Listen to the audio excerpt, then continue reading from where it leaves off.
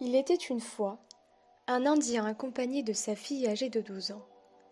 Ils voulaient venir en France pour découvrir la culture française dans les domaines de l'art et de la musique, puisque l'Indien était un musicien et à ses heures perdues, il aimait créer des sculptures de temples indiens. Ils logeaient en Moselle et le maire de la ville de Metz fut chargé de leur transmettre cette culture. Le maire débuta leur instruction en leur faisant écouter des chansons françaises et en leur enseignant quelques anecdotes au sujet de la musique et de la vie de certains artistes. Ensuite, pour enseigner l'art à l'Indien et à sa fille, il les accompagna au musée de la Cour d'Or pour leur montrer certaines œuvres d'art.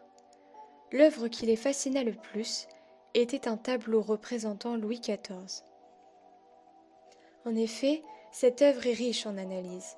Ce n'est pas un simple portrait de Louis XIV, mais une scène de vie, puisque le tableau retrace les conquêtes et les guerres du roi qui sont représentées en bas à droite, et dévoile également les attributs impériaux.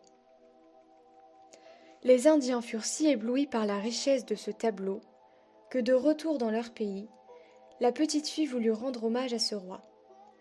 En souvenir du tableau, elle décida de réaliser la main de Louis XIV en alginate et la posa sur un support en bois recouvert de cire, dans laquelle était gravée une fleur de lys, symbole de la noblesse et de la royauté.